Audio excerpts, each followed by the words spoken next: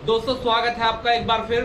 मैं लेकर आया हूं खबर अखिलेश यादव से जुड़ी हुई। अखिलेश यादव एक तीर से तीन शिकार करने की कोशिश में लगे हुए हैं। जिस तरीके से कुमारी बहन मायावती के लिए अखिलेश यादव ने स्टैंड लिया और उसके बाद उनकी जो भाषा शैली है वो कहीं ना कहीं बातों ही बातों में मुखर हो रही है और एक तीर से तीन शिकार करने की कोशिश अखिलेश यादव कर रहे हैं।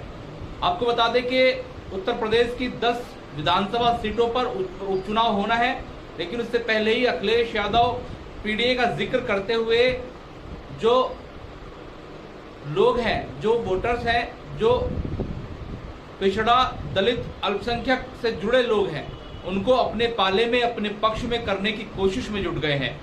दरअसल Akhilesh Yadav back to back tweet कर रहे हैं, भारतीय जनता पार्टी से लेकर उनके नेताओं तक को घेर रहे हैं। साथ ही साथ जिस तरीके से बसपा सुप्रीमो पूर्व मुख्यमंत्री कुमारी बहन मायावती को लेकर भाजपा के एक विधायक द्वारा अपशब्द कहे गए, उनको भ्रष्ट कहा गया, भ्रष्ट मुख्यमंत्री कहा गया, उसको लेकर अखिलेश यादव ने भाजपा के उस विधायक को लेकर टिप्पणी कर दी, कटाक्ष कर दिया और देखते ही देखते कुमारी बहन मायावती ने भी उनका आभार व्यक्त कर दिया। लेकिन अब उसी आभार को लेकर अखिलेश यादव ने एक बार फिर ट्वीट करते हुए एक तीर से 3 निशाने साधने की कोशिश की है। दरअसल दोस्तों, मैं आपको वो ट्वीट पढ़ के सुनाऊंगा। उस ट्वीट में उन्होंने कैसे जो दलित पिछड़ा अल्पसंख्यक है उनको अपने पक्ष में लाने की कोशिश की है।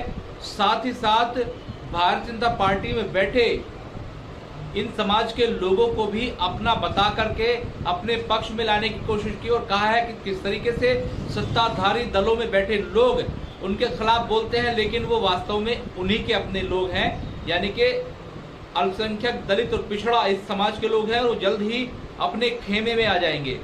दोस्तों, अखिलेश यादव ने लंबा चौड़ा ट्वीट किया है। उस ट्वीट को मैंने पहले भी लाइव के माध्यम से बताया है। हालांकि एक बार फिर मैं कोशिश करता हूं कि आपको पूरी बात समझा सकूं, बता सकूं कि क्या अखिलेश यादव कहना चाहते हैं और क्या कह रहे हैं। तो हालांकि वो ट्वीट तो लगातार चल रहा है। अखिलेश यादव ने आभार वाली बात को ही हथियार बनाया और हथियार के माध्यम से अपने पक्ष में, अपने पाले में लोगों को खींचने की कोशिश शुरू कर दी है। दरअसल अखिलेश यादव ने कहा, आभार के लिए धन्यवाद।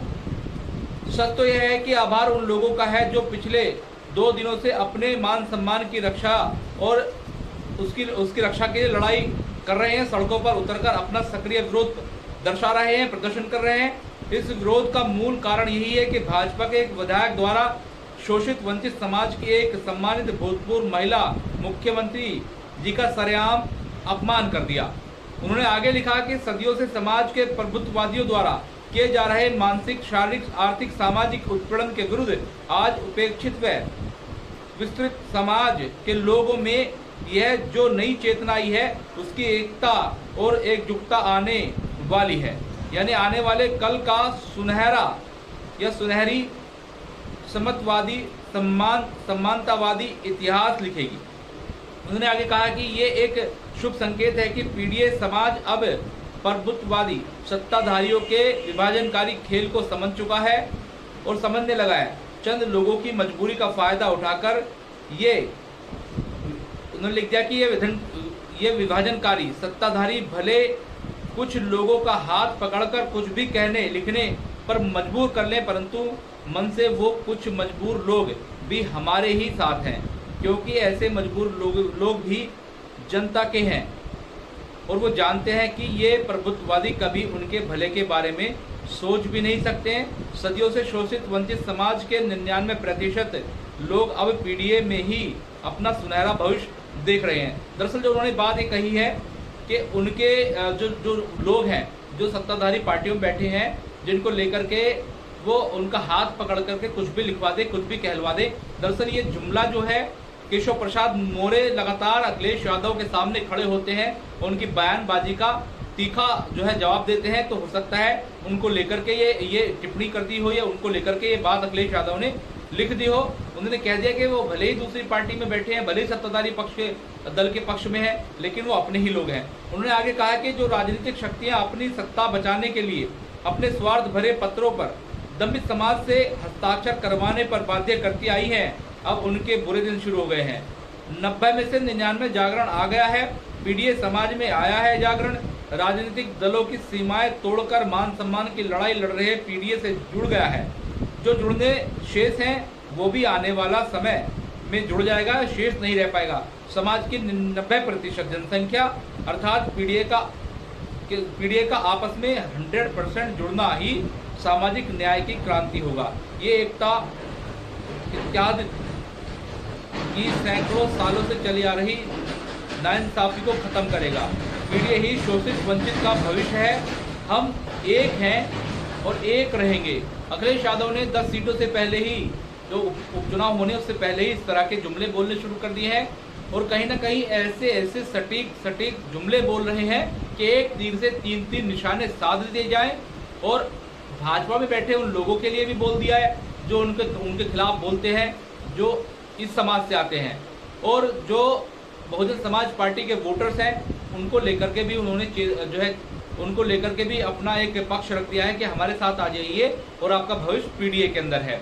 और हो सकता है, हालांकि मायावती का स्टैंड ये है कि वो अकेले एकला चलो राह पर हैं, लेकिन हो सकता है कि वो 2027 से पहले मायावती को भी अपने पक्ष में करना चाहते हैं। भाजपा को हटाने के लिए जिस तरीके से इंडिया अलायंस के लोग या इंडिया अलायंस के संगठन एकजुट होकर लड़े और उत्तर प्रदेश में बड़ी पार्टी अखिलेश यादव की बन गई और देश भर में एक बड़ा कह सकते हैं नेटवर्क खड़ा हो गया इंडिया अलायंस का, और इसको ही हम विपक्ष कहते हैं। और विपक्ष में नेता प्रतिपक्ष मजबूत हो गया, जो पहले कभी नहीं हुआ। लेकिन अब अखिलेश यादव एक नई चाल चल रही है। दलित, पिछड़ा, अल्पसंख्यकों को इकट्ठा करने की कोशिश है देश भर के अंदर। और 27 के चुनाव से पहले ऐसा जो है लग रहा है कि अखिलेश यादव बड़ी रणनीति बना रहे हैं। और जिस तरीके से जल्द जो चुनाव होने हैं अन्य प्रदेशों में, हरियाणा है, बिहार है, दिल्ली है, इन प्रदेशों के अंदर भी जो इंडिया अलायंस की जो संगठन है वो भी एक तरीके से एक्टिव हो गए हैं। और अखिलेश यादव की जैसी जो रणनीति है वो बनाने की कोशिश की जा रही है। यानी कि अखिलेश यादव, मैंने जो शब्द बोला, जो जुमला बोला कि एक तीर से 3 शिकार, कि जो अखिलेश यादव उन्होंने जो विरोधी है उनको भी चित किया है, जो उनके दलित, अल्पसंख्यक, पिछड़ा वर्ग से आते हैं उनको भी अपने पक्ष में लाने की कोशिश की है। और कहीं ना कहीं आमंत्रित कर दिया है ऐसे लोगों को जो अब तक बहुजन समाज पार्टी या अन्य दलों में थे, उनको अपनी तरफ लाने की पूरी कोशिश की है।